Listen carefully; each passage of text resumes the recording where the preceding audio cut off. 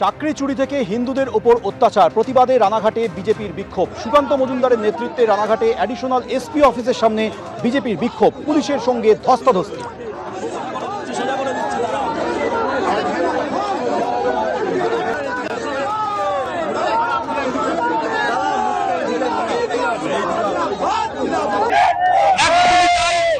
রানাঘাট আজকে বিক্ষোভ সমাবেশ তৈরি হচ্ছে, সেখানে কিন্তু ইতিমধ্যেই সুকান্ত কর্মসূচি তারা কিন্তু এখানে যে পরপর 26-এর নির্বাচনের আগে বীরভূমে ফের প্রকাশ্যে চলে এলো শাসকের দ্বন্দ্ব কোন্দল। তৃণমূলের দুই গোষ্ঠীর মধ্যে ব্যাপক সংঘর্ষ, ইট বৃষ্টি। কাজল ঘনিষ্ঠ ব্লক সভাপতির সঙ্গে অনুব্রত ঘনিষ্ঠ কার্যকরী ব্লক সভাপতির অনুগামীদের বিবাদ।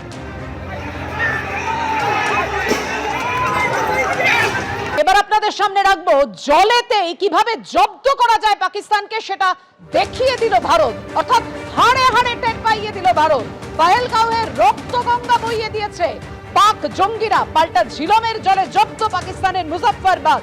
ভারতের ছাড়া জলে ফুঁসছে ঝিলম, প্রমাদ গুনছে পাকিস্তানের মুজফ্ফরাবাদ। পাকিস্তানের মুজফ্ফরাবাদে ওয়াটার এমার্জেন্সি জারি।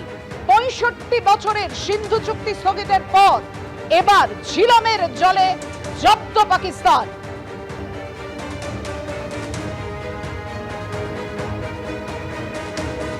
পহেলগাঁওয়ের রক্তগঙ্গা বইয়ে দিয়েছে পাক জঙ্গিরা, পাল্টা ঝিলমের জলে জব্দ পাকিস্তানের মুজফ্ফরাবাদ। ভারতের ছাড়া জলে এভাবেই ফুঁসছে ঝিলম, প্রমাদ গুনছে পাকিস্তানের মুজফ্ফরাবাদ।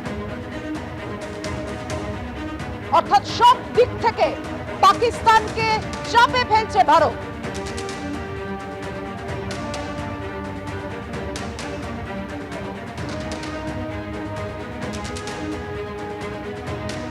কথা বলবো, আমাদের সঙ্গে রয়েছেন আমাদের প্রতিনিধি রাজশ্রী দত্ত। রাজশ্রী, একেবারে দেখো সব দিক থেকে সামরিক কৌশল যেমন রয়েছে তেমন কূটনৈতিক কৌশল। এবার একেবারে জলেতেই বিপদ চলে আসছে পাকিস্তানের কাছে, ভারত সেই কৌশলে নিল। ভাবিয়া, এটাকে তুমি বলতে পারো যে রণনীতি এবং রণকৌশল এর একটা অঙ্গ, এবং যেভাবে আচমকা জল ছাড়া হয়েছে এটা পাকিস্তানকে দেখানো যে পাক অকুপায়েড কাশ্মীর, যে মুজফ্ফরাবাদকে নিয়ে ওরা এত গর্ব করে, যেখানে জঙ্গিদের লঞ্চ প্যাড, যেখানে জঙ্গিদের ট্রেনিং সেন্টার, যেখান থেকে অ্যাকচুয়ালি জঙ্গিদেরকে ভারতে পাঠানো হয় এই সন্ত্রাসবাদের শিক্ষা দিয়ে, সেই যে আঁতুড়ঘর, সেটা শুধু ভারতের একটা নদীর জল ছাড়াকে কেন্দ্র করে সেখানে এখন প্লাবনের পরিস্থিতি, সেখানে এখন ওয়াটার এমার্জেন্সি জারি করা হয়েছে, অর্থাৎ ভেসে যাওয়ার উপক্রম। ভারত এটা দেখাতে চাইছে যে পাকিস্তান যে এত কথা বলে, এত হুমকি দেয়, এত হুঙ্কার দেয়, গোপনে আঘাত করে, চোরের মতন লুকিয়ে পেছন থেকে এসে গুলি করে মারে নিরীহ মানুষজনকে, এবং সেটা নিয়ে উল্লাস করে।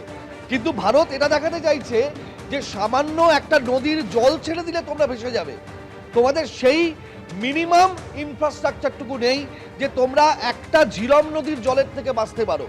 আমরা কোনো সেনাবাহিনী বানাচ্ছি না, আমরা এখনো কোনো প্রত্যাঘাতের পথে যাইনি, আমরা একটা অনন্তনাগের দিক থেকে নদীর জল ছেড়েছি, তাতে তোমাদের ওখানে জরুরি অবস্থা জারি হয়ে যাচ্ছে, তাতে পিওকে ভেসে যাওয়ার উপক্রম হচ্ছে। অর্থাৎ পিওকে যদি সত্যি সত্যি আমরা চাই যে সেটার ওপরে আমরা প্রত্যাঘাত হানবো, তাহলে সেটা কোথায় যাবে? এই যে পাকিস্তান কতটা তুচ্ছ, কতটা নগণ্য শক্তির দিক থেকে এবং সামরিক দিক থেকে, কৌশলগত দিক থেকে, সেইটাই এটার একটা প্রমাণ বলতে পারো, এই রণকৌশলের একটা বার্তা বলতে পারো। একেবারেই, অর্থাৎ এইরকমই একটা রণকৌশল নিল ভারত পাকিস্তানকে চাপে ফেলতে, কোণঠাসা করতে। বুঝতেই পারছেন, এমার্জেন্সি জারি করা হয়েছে পাকিস্তানে মুজফ্ফরাবাদে, ওয়াটার এমার্জেন্সি। যে জল ছেড়েছে ভারত ঝিলমের জলে জব্দ পাকিস্তানের মুজফ্ফরাবাদ।